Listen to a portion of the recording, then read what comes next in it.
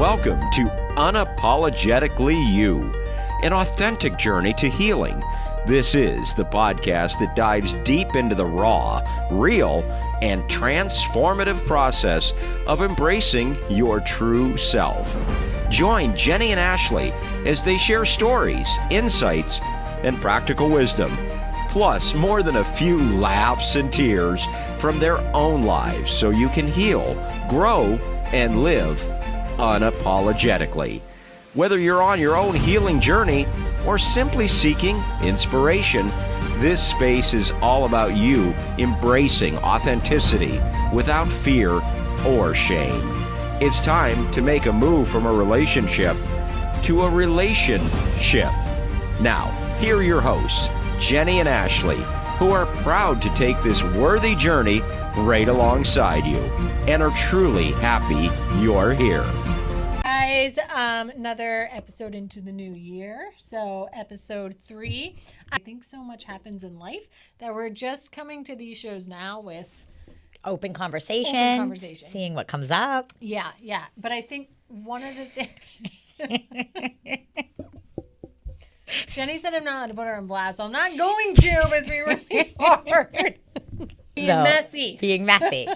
I always say, and if you've listened to past shows, and life is messy. It is. And so sometimes you have to kind of get in it in order to see things outside of your normal perception or how things should be done and kind of grow to then elevate to the next thing. Ashley and I had a conversation a few weeks back. I was opening up to her and telling her something. You're welcome. And she said to me, you have to allow things to get messy. Mm-hmm. You like to control things. You like Emotionally, I think because I love to take risks. I'm an adventurous person. When it comes to emotional, though, I think I stay in a comfort zone. You control. If you think about it, if you think about the risks that you take and the things that you do, you're still in control of it. Right. I'm more of a fuck it. Let's just see what's gonna happen. All right. So hope for the best. So let's talk about getting messy. And I mean, sometimes you have to keep making mistakes in order to get the lesson, in order to learn. You do. And the patterns.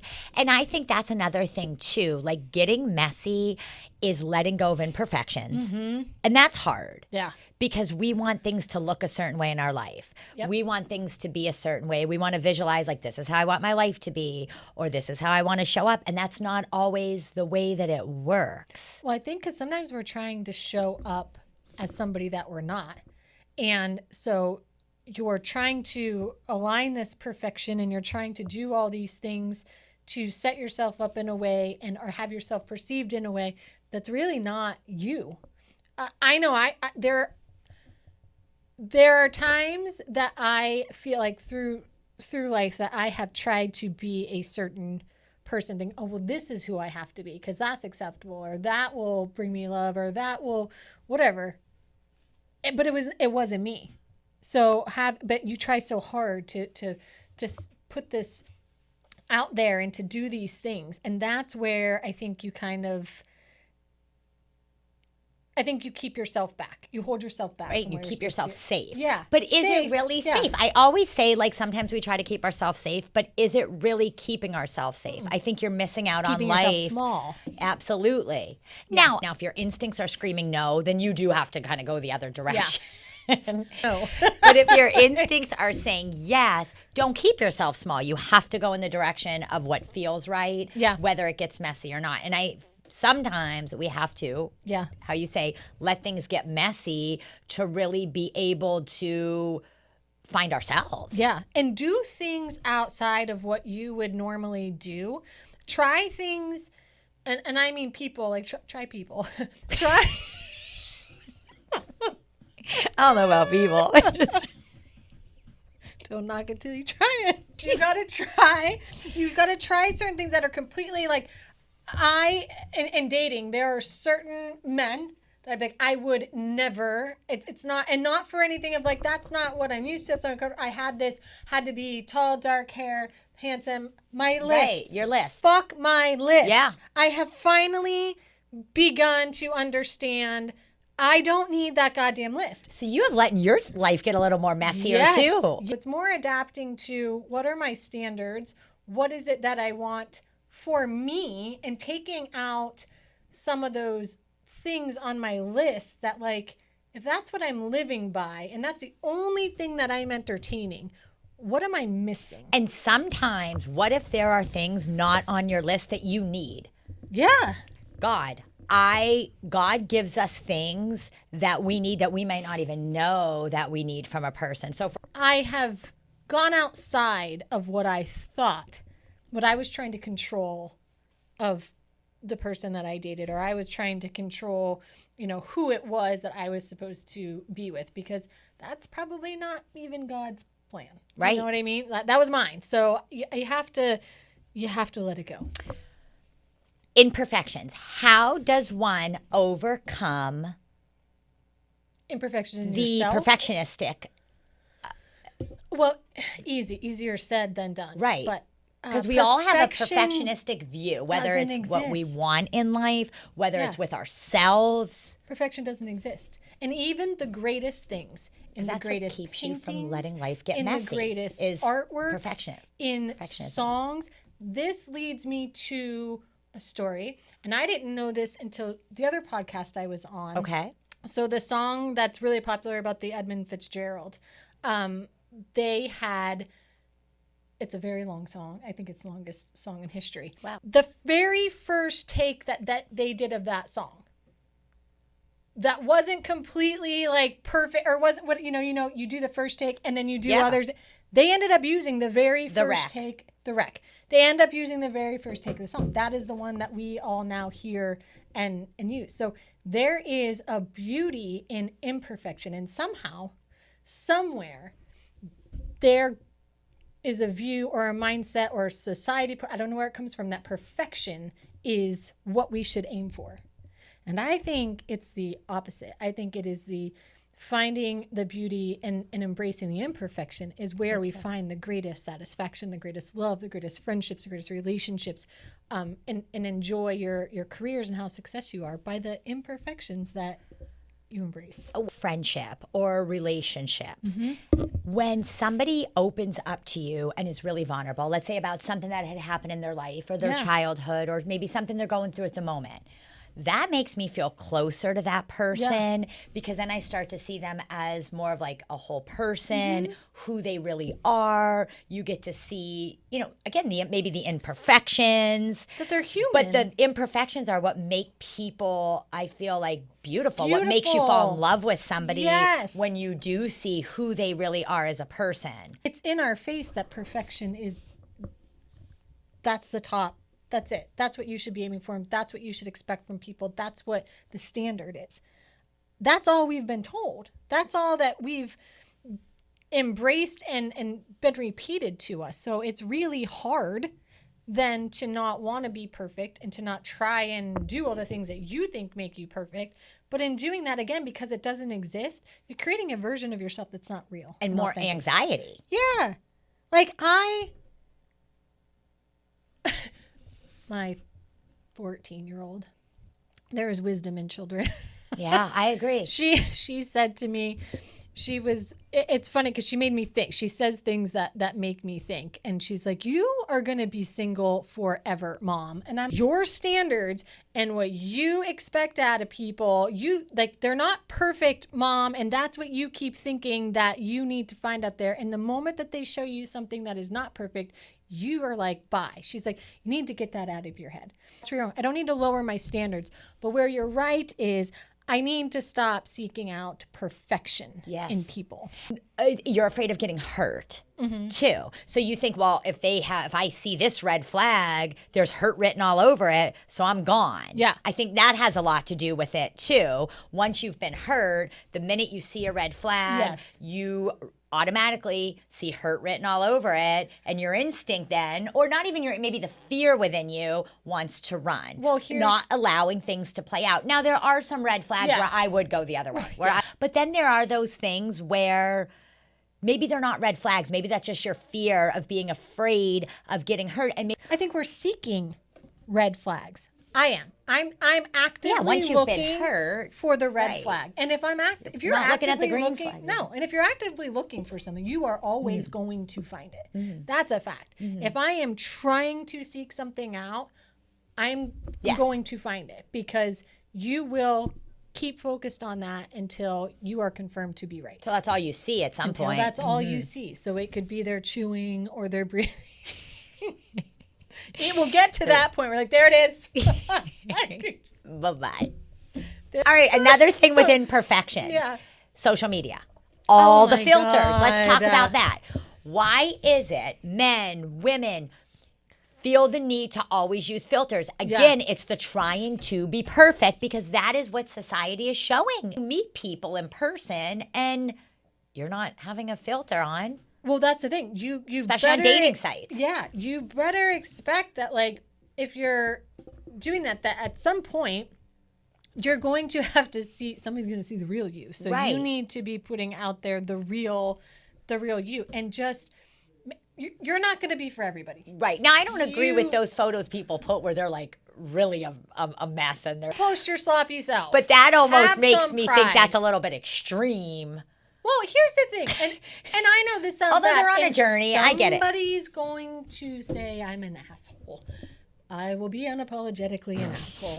Because let me say something to you, if you are one of those people. There's no excuse. I have gone always back and forth. If somebody says, well, I embrace my sloppiness and I embrace that I am this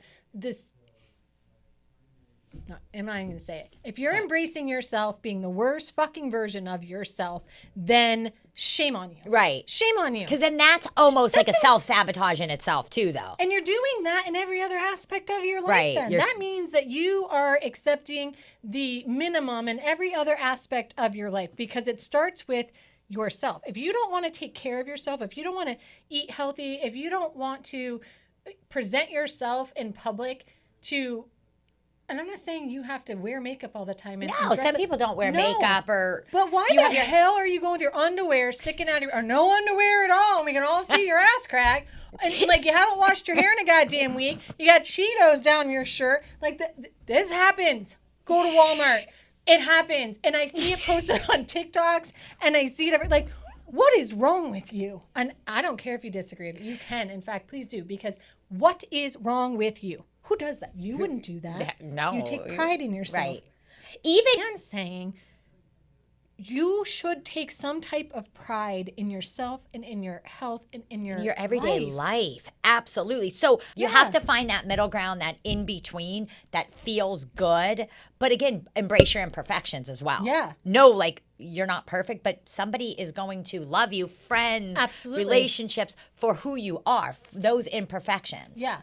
I always get on my daughter Bella when she gets depressed and she gets, I mean, she looks like she just crawled right out of the dumpster. And That's not abnormal, though. Yeah. Especially for young, Yeah, and I'm like, I'm like, don't do that. And she's like, what? She's like, I'm not in the mood. I don't feel great. Okay, so you're embracing the negative. You're embracing this depression. You're embracing feeling like shit. And so now you want your outwardness to project that to everybody. And it makes you feel worse. It makes you feel worse. Where you start to grow and where you start to gain is even when you're feeling that inside, you push through to present yourself and put pride in yourself so that you can say, okay, I'm not feeling the best, but I am not going to let this impact how I look, what I'm doing. And that's how you grow out of it. Even if it's baby steps, even if it's those little things that then when you start feeling better, then better comes. Yeah. Do you notice that? Like, when you are not allowing yourself... You get what you put out there. Exactly. When you're not allowing yourself to, like, for this time for the self-care, I feel like then what comes back to you is more anxiety, more reasons to be down. You attract more negativity. All right, so back to getting messy. Imperfections is one of them. Embracing our imperfections. Mm-hmm. Another thing, fearing the unknown. That is huge. There's so much unknown. It can cause us to be more anxious. Well, yeah, you don't know what's going to happen, and you start telling yourself all of the things that could go wrong if you make a, impromptu decision, or you change something up, or, you end some relationship. we have a tendency to think of the what ifs are bad instead of the what ifs being good. And so our mind directly goes to, the unknown must be bad instead of the unknown is exciting, and new, and great. I play that game with my clients. My clients will come to me and say, what if that doesn't work? I say to them, what if it does? Yeah. And soon as I say that, their mood changes. They soften. I can see their anxiety disappearing when they start to visualize a new way of being. I say it's the what if game. Play the what if game. When there and something comes up and you're like, yeah, but this and this and that. You got to be like, wait. Now let me tell myself the opposite. Wait, what if something great comes out of this? Because when you start training that muscle in your brain to start saying what if the good, that's going to start to be your go-to. 100%, because the brain, the neuroplasticity in the brain can change. Start creating new pathways within the brain. What our thoughts are really pretty habitual. So most of the thoughts you're going to have tomorrow are the same thoughts you're having today. Yeah. So it's retraining the brain. Retraining, and where it starts, where the what if game started goes back again, and we always talk, goes back to childhood as you're learning things, because when we're children, our parents and adults tell us not to do something because what if you go to stand on that table and you fall off? What if you touch that stove? It could be hot. So our brains are trained as children that what ifs are bad. It is our job once we become adults to change that way of thinking to the what if it's good. Now are fearful of something, whether a new job, new relationship. I'd say to yourself, what if this is going to be wonderful? What if this is where I'm meant to be? What if an anxious thought follows? Oh, yeah. So soon as you start the what if, it's okay, have the anxious thought, but then follow up with a positive one. What do you think people are most afraid of?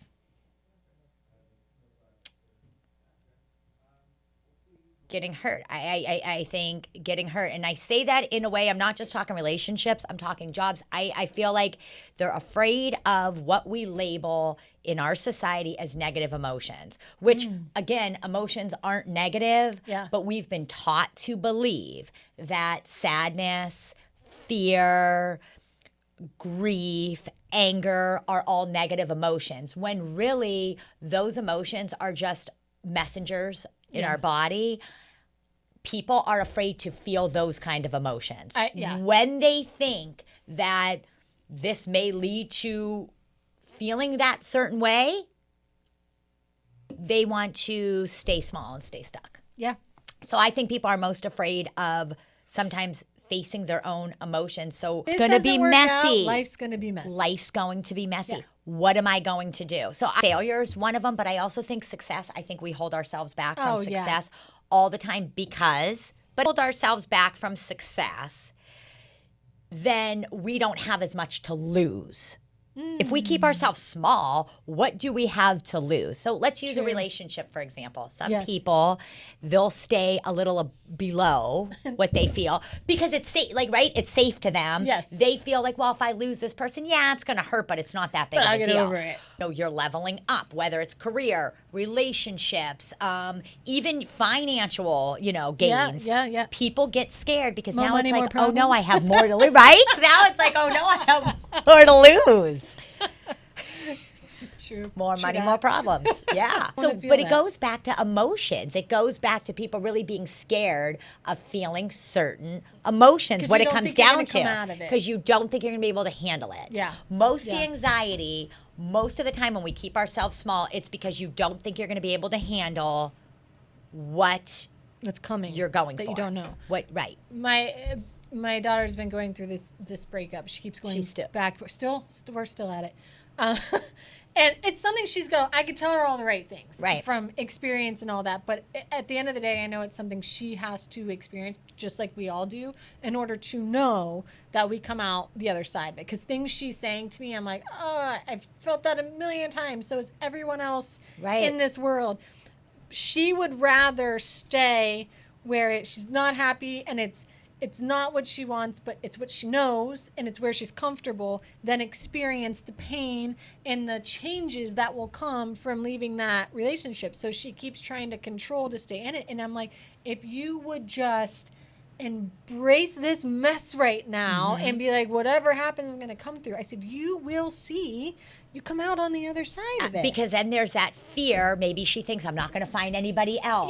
Yeah, that fear comes up. Same with jobs, same with careers. I'm never going to find another career. Yeah. Maybe I'm not going to make this much money. So same in relationships. Maybe I'm going to be alone all my life. I have that thought. Right. I do have that thought because I think, okay, what if that is my path? What if I've used all my coins. I've used all my dates up. I've used all my men up. I'm never going to. God gave me a limited amount, now I'm done. So I didn't spread it out really enough doubt that the rest of my life. But what if, right? These are thoughts that we go through. So what if? Okay, say that happens.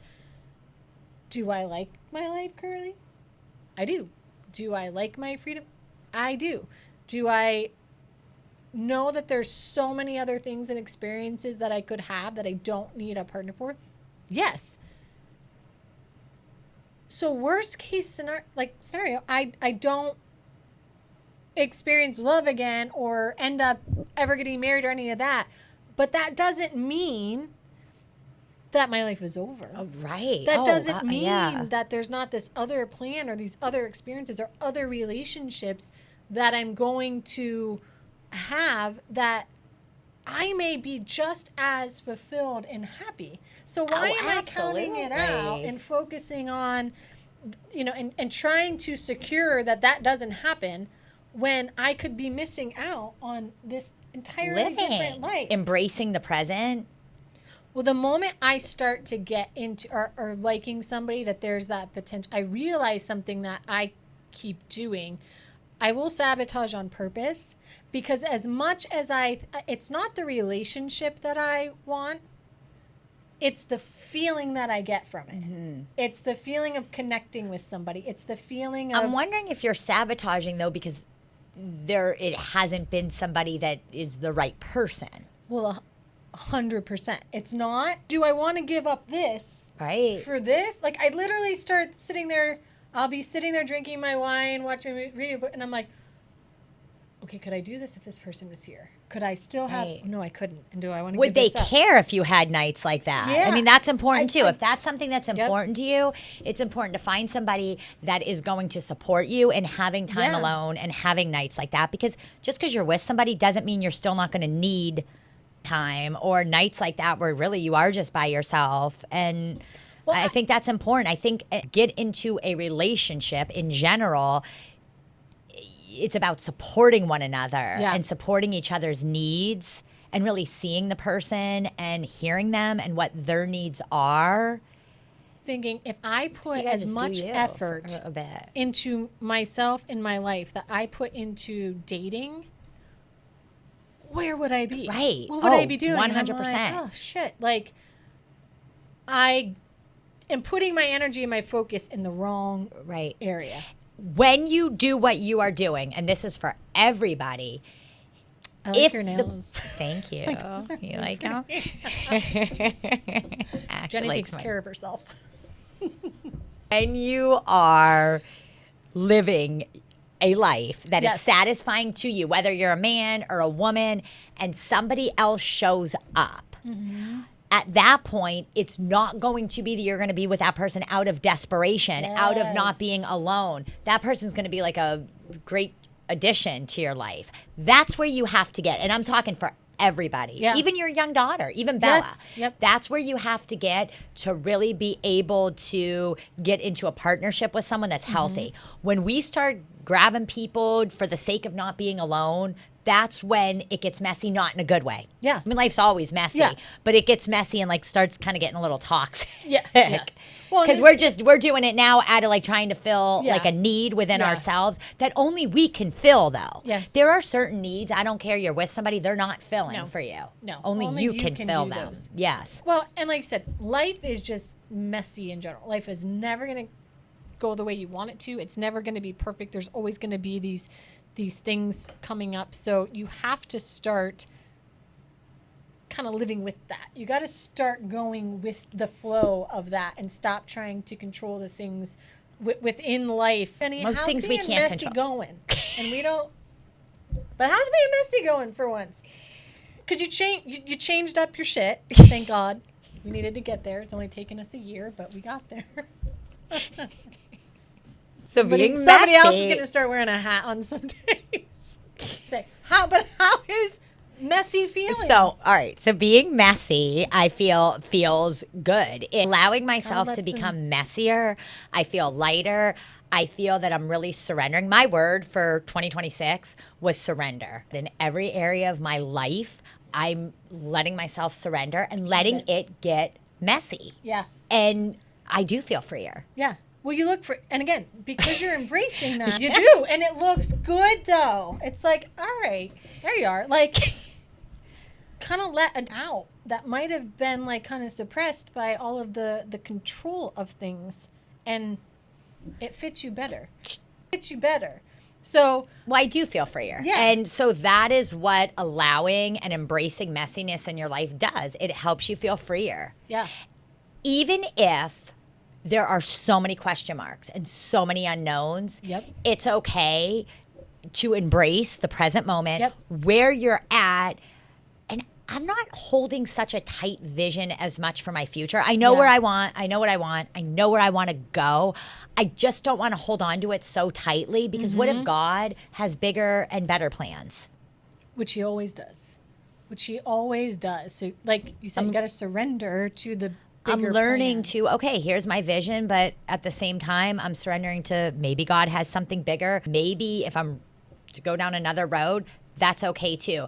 That's where I'm at. It's hard though. It's a daily, I have to remind myself daily. So this is not something that one and done. Right. This isn't a one and done. This is daily. I have to remind myself of these things. That's important for our listeners. So what in your life right now are you trying to control and have such a tight grip on that you need to let go of? Well, and so do it in this way for an exercise. What is your word for 2026? Yours was surrender, because that's something you need to work on.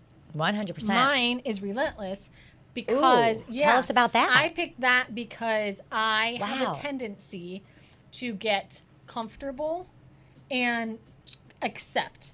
And whether that's in relationships, whether that's in working out, whether that's in my job, whether that's in finances, whether that's in every aspect of my life, we plateau.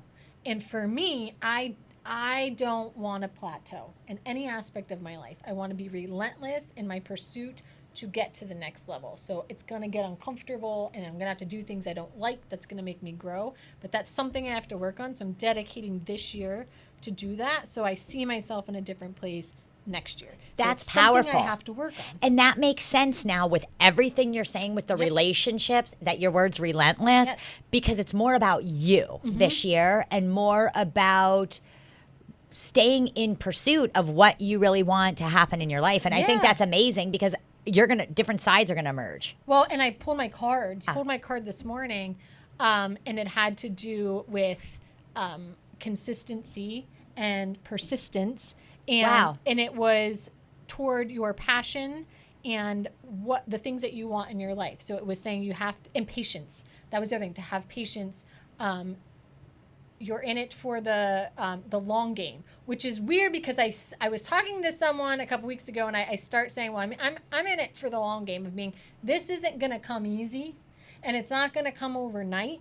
But as long as I'm consistent, persistent, and patient, I'm going to start to see my goals and my passions come true. Say that again. Say that again, because I think that's so great for the listeners. Consistent and patience. Consistent, and patient, persistent, and patience. Yeah, and I will start seeing my goal and my passions come to fruition.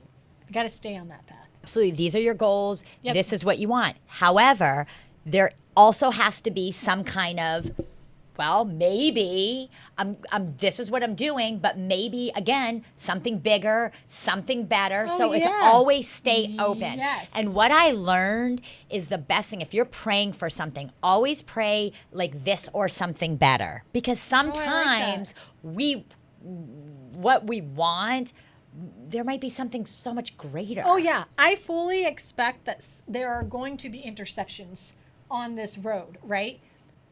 Having that word of relentless means though those interceptions are going to happen, good or bad, I will still relentlessly keep moving forward. I love that. And be relentless in your faith. The biggest thing, because that we know is tested on a daily. You have to remind yourself daily. Yes. What is your word for 2026? We're still very early on. I mean, what's your word for 2026? Put it on sticky notes. Put it in different places, in your car, on a mirror, reminders. At work, remind on your phone, different reminders. You'll start seeing it too. The universe has a way of starting to remind you also of it is. It'll start showing. Like you'll start showing the cards up. that showed up this morning. It was like, you'll start showing up differently. Yeah.